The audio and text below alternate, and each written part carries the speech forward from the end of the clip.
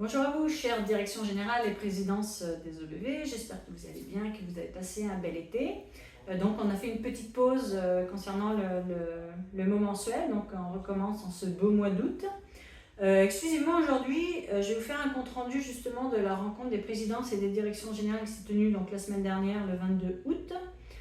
On a parlé exclusivement pour faire un suivi des discussions prises lors de l'AGA. Donc si vous vous rappelez, hein, l'objectif était de demander donc au ROVQ de passer un message clair au cabinet du ministre concernant le fait que oui, on signe les conventions par solidarité à certains OBV qui avaient des difficultés financières, mais que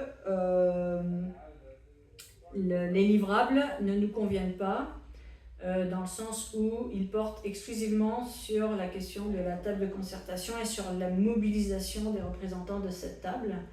Évidemment, ce que nous, on veut qu'il soit inscrit plus dans les livrables, c'est que ce soit une mobilisation des acteurs, en général, à l'échelle de nos zones, et surtout le fait de les accompagner dans ces acteurs-ci au passage à l'action.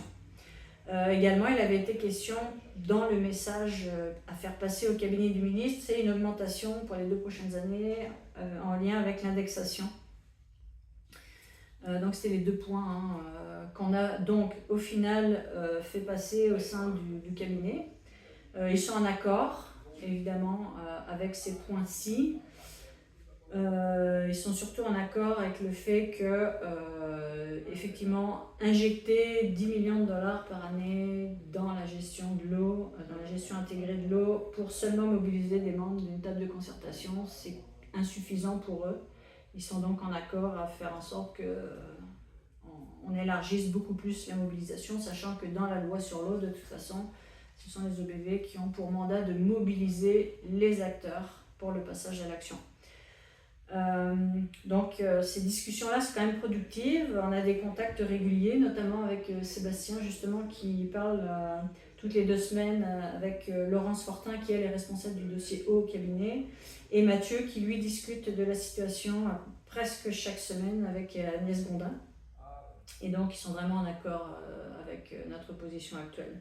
Donc la prochaine étape, ça va être d'aller de l'autre côté, ça va être de discuter justement de la situation avec la sous-ministre et le sous-ministre adjoint associé, donc en octobre prochain, donc le mois prochain, pour leur adresser spécifiquement justement cette absurdité d'injecter les 10 millions de dollars pour seulement travailler avec quelques membres des représentants de la table de concertation.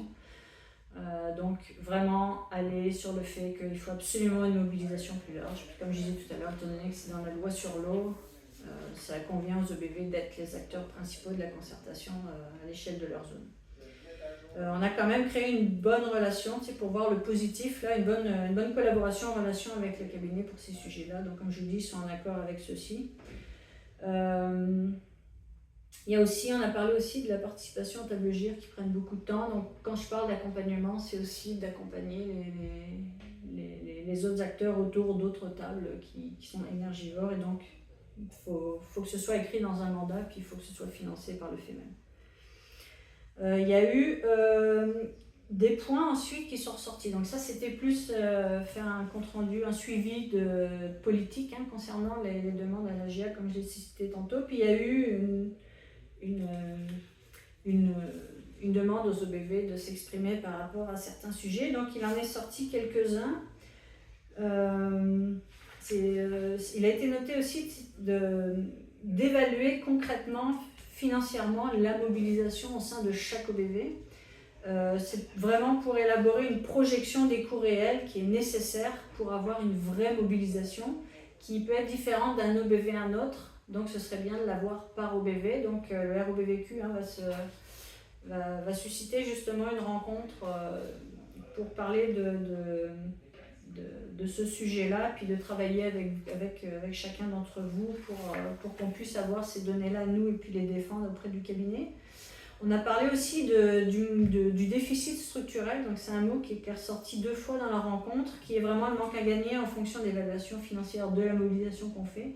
Donc la mobilisation qu'on fait actuellement, finalement ça coûte plus cher que ce qu'on nous donne en termes de soutien financier. Donc on va utiliser évidemment les chiffres qui vont nous être proposés pour chaque OBV dans le cadre d'une vraie mobilisation concrète. Également, on a parlé du PSRE, c'est aussi comme un non-sens que ce soit des projets qui soient financés, qui ne soient pas coordonnés. Donc il a été parlé aussi d'essayer de voir si on pourrait avoir un financement du PSRE des actions par zone. Donc ça pourrait être intéressant. Donc ça, ce sera négocié au sein du cabinet aussi. Également, dernier point sur les éoliennes. Donc il y a un membre parmi vous qui voudrait créer un groupe de plusieurs EBV pour voir comment est-ce que les EBV pourraient se placer dans le cadre justement des interrogations et face à l'implantation d'éoliennes dans les bassins versants.